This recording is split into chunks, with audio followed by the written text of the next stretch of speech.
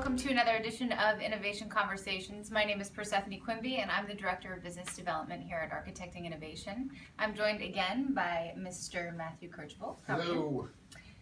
So you have done, and we've talked now about a couple of the blogs that you've done. It was a three-part series. Yep. So the final installment is Back to the Akka.net Part 3. Part 3. So walk me through why a blog on security with Akka.net. So one of the things that comes with design is we always forget about is security. There have been so many breaches within the past year.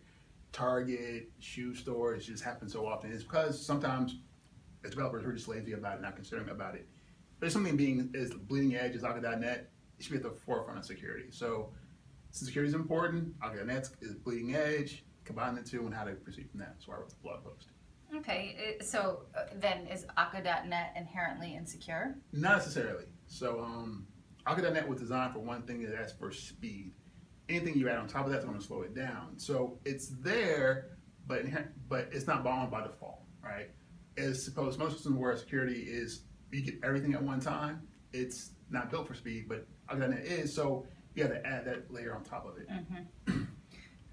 You gave us a solution in your blog post. Mm-hmm. Can you walk us through that solution? Yeah, absolutely. So the scenario is you have users that you want to not have access to the system unless they log in.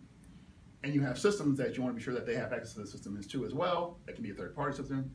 So what I did was I spun up identity server, and then I for accessing users and let them to log in. But then that message, as it goes to the system, is then signed by that user.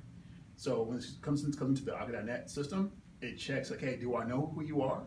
Are you a valid person? Do you still have access to my system? Okay, messages can go through.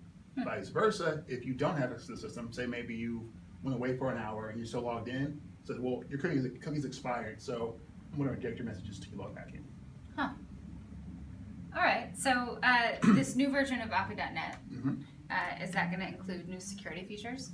Yeah, so 1.2 came out maybe about 2 weeks ago.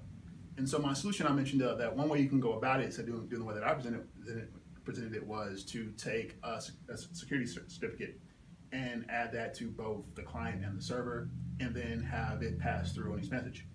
1.2, that's already built into Akka.net, 1.2. So you can wire that up you can wire that up really easily without doing your own custom code to it. So it's nice. Very cool.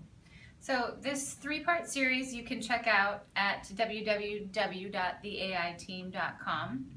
What's going to be your next round of blogs? I don't know. I'm interested in pursuing Reactive and pursuing Angular. So spread my horizons a little bit. Okay, we'll keep an eye out for it. Thanks for joining us, you guys. See you soon.